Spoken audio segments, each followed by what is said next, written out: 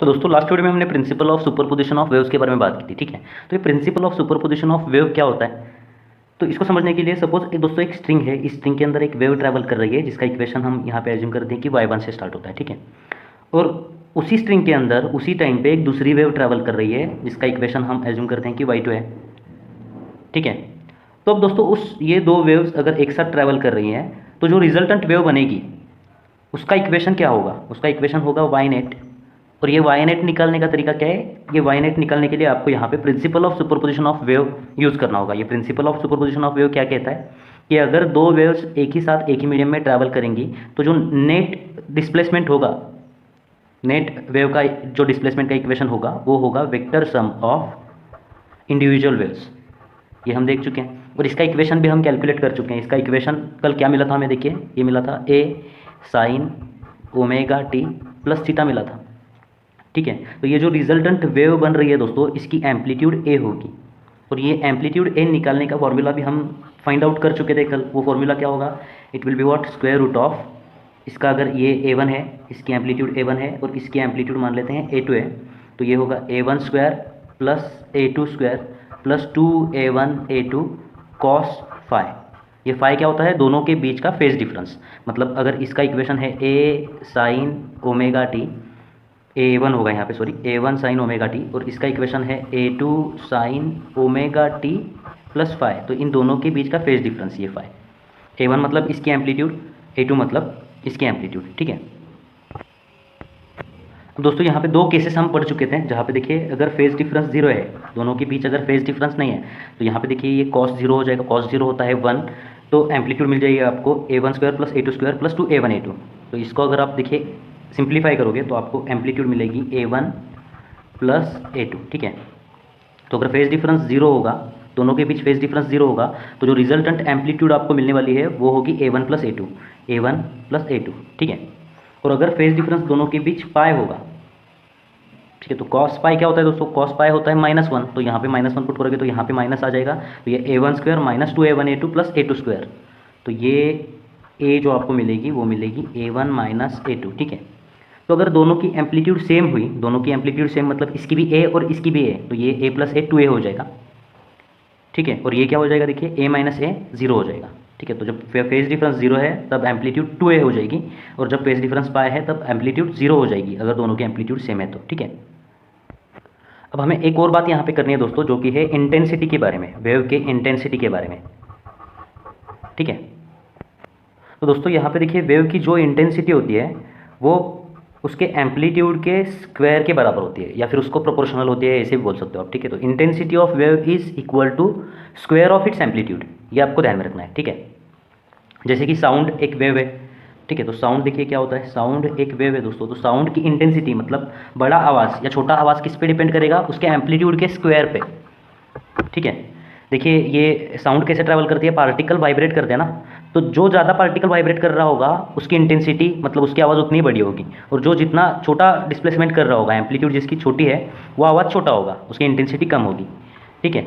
यहाँ पे देखिए अगर एम्पलीट्यूड कम है तो इंटेंसिटी मतलब वेव अगर ऐसे ट्रैवल कर रही है, देखिए ऐसे ट्रैवल कर रही है तो इंटेंसिटी कम है, वेव अगर ऐसे ट्रैवल कर रही है तो इंटेंसिटी ज़्यादा है, ठीक है। तो intensity is equal to a square. तो दोस्तों मैक्सिमम इंटेंसिटी कब होगी, maximum intensity and minimum intensity आपको फाइंड आउट करने को बोला जाएगा सुपरपोजिशन ऑफ वेव्स में, ठीक है। तो एम्पलीट्यूड मैक्सिमम कब होती है दोस्तों, जब फेज डिफरेंस जीरो होता है, ठीक है। तो इंटेंसिटी भी मैक्सिमम कब होगी, जब फेज डिफरेंस जीरो होगा। If phi is equal to zero intensity will be maximum, और कितनी होगी वो a1 plus a2, a1 plus a2 उसका स्क्वायर होगा ना यहाँ पे, ठीक है। और मिनिमम इंटेंसिटी कब होगी, जब फेज डिफरेंस होगा यहाँ पे पाई, जब फेज डिफरेंस पाई होगा तो एम्पलीट्यूड मिनिमम होगी, मतलब उसकी इंटेंसिटी भी क्या होगी, मिनिमम होगी। सो a1 minus a2 bracket square, ठीक है। अब दोस्तों इस कंसेप्ट के ऊपर एक एग्जांपल हम यहाँ पे सॉल्व करते हैं। देखिए एग्जांपल नंबर 6.1 सॉल्व एग्जांपल है। The displacement of two sinusoidal waves propagating through a string are given by the following equations. तो यहाँ पे दो वेव्स एक ही स्ट्रिंग में ट्रैवल कर रही हैं। तो पहले का इक्वेशन आपको दिया गया है, देखिए क्या है ये, 4 साइन 20x माइनस 30t, और दूसरा इक्वेशन है दोस्तों यहाँ पे y2 is equal to 4 sine 25 x minus 40t। तो t के साथ जो टर्म होती है दोस्तों उसको हम ओमेगा बोलते हैं, और x के साथ जो टर्म होती है उसको हम k बोलते हैं, और ये होती है एम्पलीट्यूड। ठीक है, तो ये देखिए पहले वेव की एम्पलीट्यूड भी 4 है, दूसरे वेव की एम्पलीट्यूड भी 4 है, एम्पलीट्यूड सेम है दोनों वेव्स की। ठीक है, आगे बढ़िए दोस्तों। वेयर x एंड y, तो यहाँ पे x और y जो है ये सेंटीमीटर में दिया गया है, और टाइम जो है ये आपको दिया गया है देखिए, and time is in second, ये सेकेंड में दिया हुआ है। ठीक है, तो क्वेश्चन क्या है, आगे पढ़िए। क्वेश्चन नंबर ए क्या है देखिए यहाँ पर, calculate the phase difference between these two waves at the point x is equal to 5 centimetre and time is equal to 2 seconds. ठीक है, तो फेज के बारे में दोस्तों नेक्स्ट वीडियो में हम अच्छे से पढ़ने वाले हैं, लेकिन मैंने आपको क्या बताया था कि ये साइन के आगे जो भी लिखा हुआ होता है दोस्तों इसको हम फेज बोलते हैं। ठीक है, तो इस वेव का फेज ये हुआ, इस वेव का फेज ये हुआ। ठीक है, तो x is equal to 5 and t is equal to 2 second पर इसका फेज कैलकुलेट करना है और इसका फेज कैलकुलेट करना है, और दोनों के बीच डिफरेंस क्या होता है ये यहाँ पे लिखना है आपको। बहुत ही आसान क्वेश्चन है। देखिए क्या है, x इज इक्वल टू, तो फेज ऑफ फर्स्ट वेव क्या होगा देखिए, phase of first wave at x is equal to 5 and t is equal to 2 क्या होगा दोस्तों, देखिए यहाँ पे x is equal to 5 put करने पर 20 इंटू 5 100 हो जाएगा, माइनस 30 इंटू 2 60।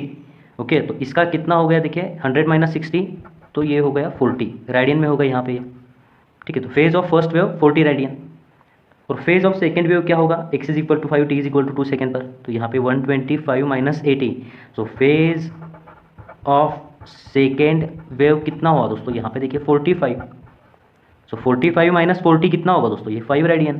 ठीक है, तो phase difference is what, therefore phase difference is equal to 5 radian हो जाएगा दोनों के बीच।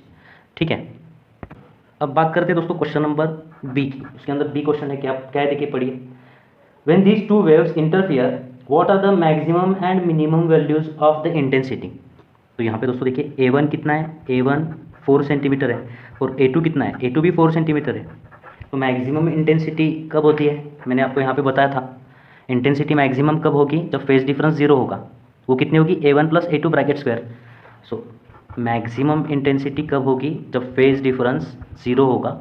ओके, तो maximum intensity a1 plus a2 bracket का स्क्वायर ना, a1 plus a2 bracket square, सो यहाँ पे 4 प्लस 4 8 का स्क्वायर, 8 का स्क्वायर हो जाएगा दोस्तों यहाँ पे 64। तो मैक्सिमम इंटेंसिटी कितनी हुई 64, और मिनिमम इंटेंसिटी क्या होगी दोस्तों, मिनिमम इंटेंसिटी क्या होगी, जैसे कि मैंने आपको यहाँ पे बताया था, मिनिमम इंटेंसिटी जब फेज डिफरेंस पाई होगा, फेज डिफरेंस यहाँ पे पाई होगा, तब इंटेंसिटी मिनिमम होगी, कितनी होगी, a1 minus a2 bracket square. तो a1 और a2 सेम है, तो ये हो जाएगा 0। सो मैक्सिमम इंटेंसिटी 64 और मिनिमम इंटेंसिटी यहाँ पे 0 होगी। ठीक है, तो अब सॉल्व करते हैं दोस्तों उसके अगला एग्जाम्पल। एग्जाम्पल नंबर देखिए 6.2। ठीक है, a progressive wave travels on a stretched string. तो एक स्ट्रिंग के अंदर से दोस्तों यहाँ पे एक प्रोग्रेसिव वेव ट्रैवल कर रही है, मान लेते हैं कुछ इस तरीके से प्रोग्रेसिव वेव ट्रैवल कर रही है। ठीक है, तो आगे बढ़िए दोस्तों, क्या दिया है देखिए, a particle on this string takes 4 millisecond to move from its mean position to one of its extreme position. तो यहाँ पे कोई भी एक पार्टिकल है, ये पार्टिकल मान लेते हैं, ये पार्टिकल को ये मीन पोजीशन से एक्सट्रीम पोजीशन तक जाने के लिए कितना टाइम लगता है दोस्तों, 4 मिली सेकेंड लगता है। 4 मिली सेकेंड मतलब 4 इंटू 10⁻³ सेकेंड। ठीक है, तो इस पार्टिकल को यहाँ से यहाँ जाने के लिए इतना टाइम लगता है। ओके, तो आप बताइए दोस्तों, इस पार्टिकल को एक ऑसिलेशन कंप्लीट करने के लिए, एक ऑसिलेशन कब कंप्लीट होता है, जब ये यहाँ से यहाँ जाके वापस यहाँ जाके यहाँ आता है। ठीक है, ये देखिए ये यहाँ से यहाँ गया, फिर यहाँ आया, फिर यहाँ गया, फिर यहाँ आया, ये एक ऑसिलेशन कंप्लीट हुआ। तो ये एक ऑसिलेशन कंप्लीट करने में कितना टाइम लगेगा, उसको टाइम पीरियड बोलते हैं हम। तो टाइम पीरियड कितना होगा देखिए दोस्तों, यहाँ से यहाँ 4 मिली सेकेंड, फिर 4 मिली सेकेंड, फिर 4 मिली सेकेंड, फिर 4 मिली सेकेंड। ठीक है, ऐसे कितना हुआ 16 मिली सेकेंड। तो टाइम पीरियड कितना हुआ 16 यहाँ पे मिली सेकेंड। तो 16 मिली सेकेंड मतलब 16 इंटू 10⁻³ सेकेंड। तो टाइम पीरियड तो यहाँ पे हमें मिल चुका है। ठीक है, आगे बढ़िए दोस्तों। The distance between two consecutive points on the string which are at their mean position at a certain time instant is 2 centimetre. तो इसका मतलब क्या है दोस्तों, डिस्टेंस बिटवीन टू कॉन्जिक्यूटिव मतलब पास पास के 2 पॉइंट जो मीन पोजीशन पे हैं, तो ये पॉइंट और ये पॉइंट, इसी सर्टेन टाइम पे ये 2 पॉइंट्स जो हैं, ठीक है, ये 2 पॉइंट्स के बीच का जो डिस्टेंस दिया हुआ है, ये डिस्टेंस आपको दिया हुआ है कितना है देखिए, ये 2 सेंटीमीटर है। ठीक है, तो आपको यहाँ पे क्या फाइंड आउट करना है, आपको यहाँ पे देखिए आगे बढ़िए, find the frequency, wavelength and speed of the wave. तो यहाँ पे आपको दोस्तों फाइंड आउट करना है फ्रीक्वेंसी, ठीक है। फिर आपको फाइंड आउट करना है वेवलेंथ, और फिर आपको फाइंड आउट करना है इसका speed. Speed is equal to n lambda होता है, ये आपको पता है। तो अगर आप एन फाइंड आउट कर सको, लैम्बडा फाइंड आउट कर सको, तो आपको वी आराम से मिल जाएगा, ठीक है। तो सबसे आसान क्या है दोस्तों, यहाँ पे देखिए ये पॉइंट और ये पॉइंट के बीच का डिस्टेंस आपको दिया गया है 2 सेंटीमीटर। तो वेवलेंथ क्या होती है, वेवलेंथ होती है ये पॉइंट और ये पॉइंट, ठीक है ना। दो पॉइंट जो सेम फेज में हो, पास पास के दो पॉइंट जो सेम फेज में हो, उनके बीच के डिस्टेंस को आप लैम्बडा बोलते हो। तो लैम्बडा कितना हुआ, ये 2 हुआ तो ये 2, मतलब ये लैम्बडा कितना हुआ यहाँ पे, lambda will be equal to 4 centimetre. तो एक आंसर तो आपको यहाँ पे मिल चुका है। अब फ्रीक्वेंसी फाइंड आउट करनी है दोस्तों। फ्रीक्वेंसी फाइंड आउट करने के लिए आपको एक और फॉर्मूला पता है, frequency is equal to 1 upon time period. Time period आपको यहाँ पे पता चल चुका है। सो 1 अपॉन 16 इंटू 10⁻³ हो जाएगा ये, ठीक है, ओके। तो ये 10⁻³ अगर ऊपर लिखते हो तो ये हो जाएगा, देखिए 1 अपॉन 16 इंटू 10⁻³ हो जाएगा। 1 अपॉन 16 का आंसर क्या होगा, देखिए यहाँ पर, तो 1/16 होगा दोस्तों 0.0625 इंटू 10⁻³ 10⁻³ से मल्टीप्लाई करने पर ये डेसिमल पॉइंट शिफ्ट हो जाएगा, 1 2 3 यहाँ पे जाएगा। तो फ्रीक्वेंसी आपको मिल जाएगी 62.5। फ्रीक्वेंसी होती है हर्ट्ज में, ठीक है, या पर सेकेंड भी बोल सकते हो आप। So n is equal to 62.5 hertz. तो फ्रीक्वेंसी भी आपको यहाँ पे मिल चुकी है दोस्तों। अब फाइंड आउट क्या करना है, स्पीड फाइंड आउट करना है। Speed will be equal to what, n into 62.5 into lambda 4। ये सेंटीमीटर में है, ये पर सेकेंड में है, तो इसका यूनिट होगा सेंटीमीटर पर सेकेंड, ठीक है। तो ये आपको देखिए मिल जाएगा 250 सेंटीमीटर पर सेकेंड। तो अगर आपको SI सिस्टम में लिखना है आंसर, तो क्या करना होगा, इसको 100 से डिवाइड करना होगा। सो 2.5 मीटर पर सेकेंड, ये आपको फाइनल आंसर मिल जाएगा। तो यहाँ पे दोस्तों ये जो सुपरपोजिशन ऑफ वेव्स का है ये कंसेप्ट खत्म होता है। अब दोस्तों फेज जो है, फेज को हम मोटे मोटे लेवल पर पढ़ चुके हैं। अब इसको हम अच्छे से नेक्स्ट वीडियो में पढ़ेंगे, ठीक है। तो मिलते हैं दोस्तों आपसे अगली वीडियो में, तब तक के लिए धन्यवाद।